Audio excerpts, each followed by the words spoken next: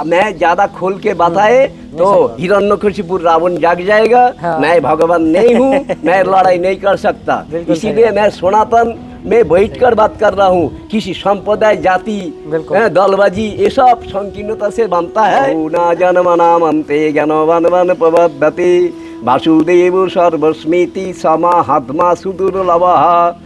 है कोई जाने ना जाने, कोई माने ना माने, सबका इष्ट आत्मा है, प्राण है, चेतन चैतन्य है। इसको छोड़ के जो चलता है।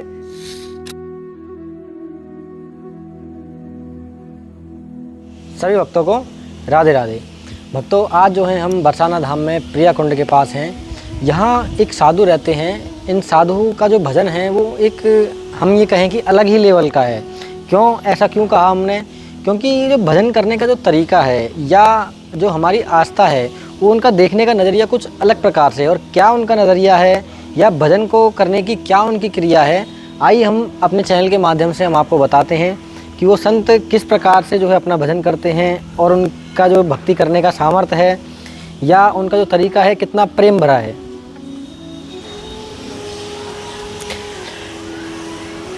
सर्वप्रथम महाराज जी, हमारे चैनल की ओर से, हमारे भक्तों की ओर से आपको राधे राधे। तो महाराज जी, जो है हमारे मन में एक प्रश्न उठा कि जो हम भजन करते हैं वो भजन करने के लिए क्या ये मनुष्य जीवन, ये मनुष्य योनि जो 84 लाख योनियां हैं उनमें से ये मनुष्य योनि सही है, या फिर इस भजन को पाने के लिए या इस भजन का फल प्राप्त करने के लिए हमें इस देह को त्यागना पड़ेगा?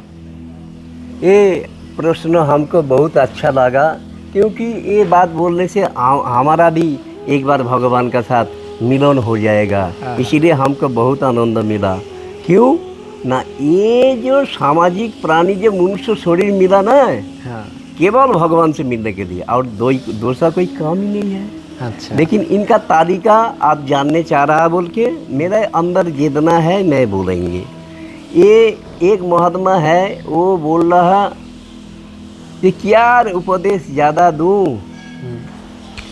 भुजा उठा के कहता हूँ, क्या बजाओ ढोल, सासा बीत जात है 3 लोगों का मोल। ये गिनी चुनी हुई सांस मिला, शरीर मिला। ये सांस को नश्वर में जन्म मृत्यु चक्र में लगाओ, चाहे भगवान में लगाओ। जन्म मृत्यु चक्र क्या है?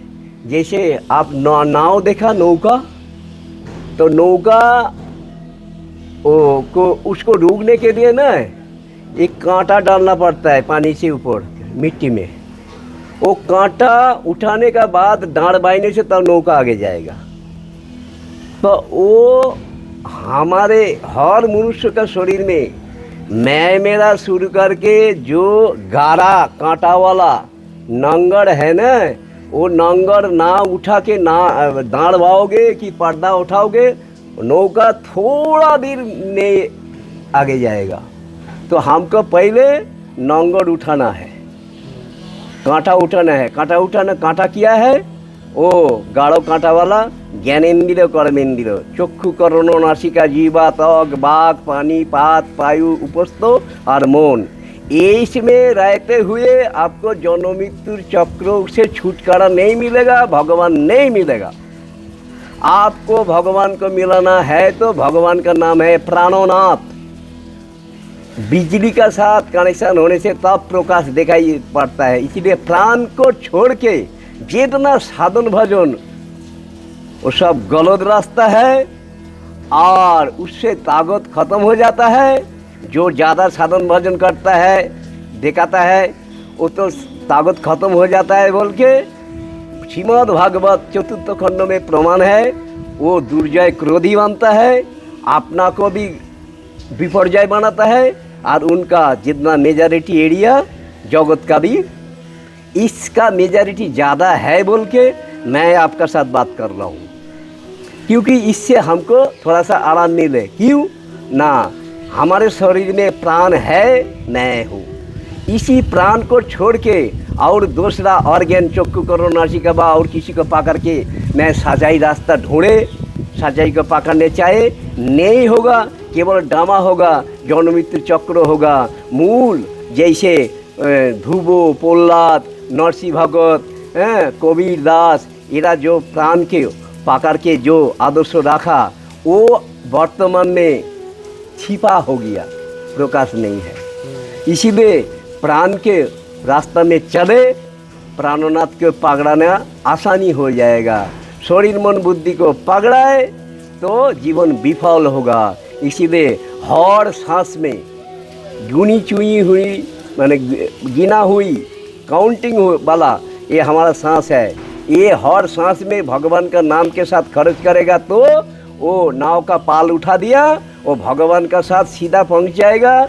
उनका जीवन भी आलोकित होगा और जगत का भी कल्याण होगा। ये रास्ता पकड़ाया नहीं और ये रास्ता जानने के लिए ना स्वयं भगवान प्रमाण दिया 7 अध्याय 19 नंबर श्लोक में। बहुना जन्मनामन्ते ज्ञानवान प्रबद्धते वासुदेव सर्वस्मिति समाहात्मा सुदुर्लभः। है कोई जाने ना जाने, कोई माने ना माने, सबका इष्ट आत्मा है, प्राण है, चेतन चैतन्य है। इसको छोड़ के जो चलता है जीवन विफल नहीं होता। जीवन सफल के लिए एक अनंत ब्रह्मांड में सच्चाई है, उसी का पावर से सब चल रहा। उसी को जो छोड़ देता है जीवन विफल, उसी को जो पकड़ता है जीवन सफल। ये बात बोलने के लिए आप लोगों के साथ मैं बात किया, और प्रश्न रहे तो बात करो। मतलब अर्थात कि हर सांस पर भजन होना चाहिए चेतन का साथ। वो तो हम लोग अचेतन कर रहा, जैसे प्लास्टिक ग्लव्स हाथ में पकड़ के चलंत हुई बिजली को पकड़ने से करंट नहीं लगेगा। उसी शरीर मन बुद्धि ज्ञानेंद्रिय कर्मेंद्रिय अहमता ममता लेके आप भगवत भजन करोगे तो बढ़िया करके हल्ला होगा, टाइम पास होगा, फलो पशु नहीं होगा, जगत का विनाश अपना को विनाश। अर्थात जो आजकल दिखावा हो रहा है, दिखावा अपना को विनाश, ये बात आपको।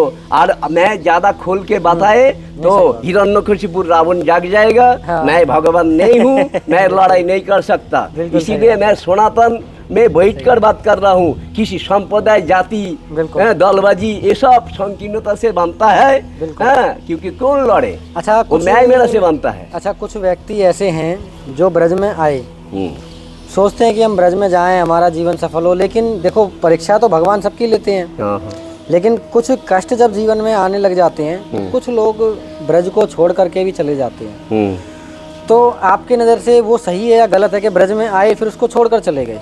नहीं, ब्रज के बारे में जिनका ज्ञान है वो भगवान ही देता है। आंसू विवेक जब दे विधाता, विधाता जब ज्ञान देता है वो फलवशु होता है। देखो, ये ब्रज 18 अध्याय 66 नंबर श्लोक में भगवान स्वयं बताया, माम एकं शरणं ब्रजो।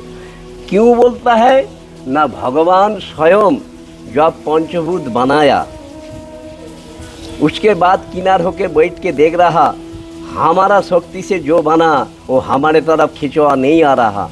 उसके बाद जिनका साथ लीला करेंगे उस पार्षदगण को, उनको प्राण शक्ति ज़्यादा कर दिया। प्राण शक्ति ज़्यादा होने का बाद उनको सच्चाई बढ़िया देख रहा, आत्मशक्ति भगवान श्री कृष्ण भगवान को दिखाई पड़ रहे। भगवान को छोड़ के अलग नहीं हो पा रहा। जैसे सृष्टि से पहले सनक सनक आदि सनंद सनत कुमार उस समय कोई द्वितीय विपर्जय नहीं रहा बोल के भगवान का उपासना में चला गया।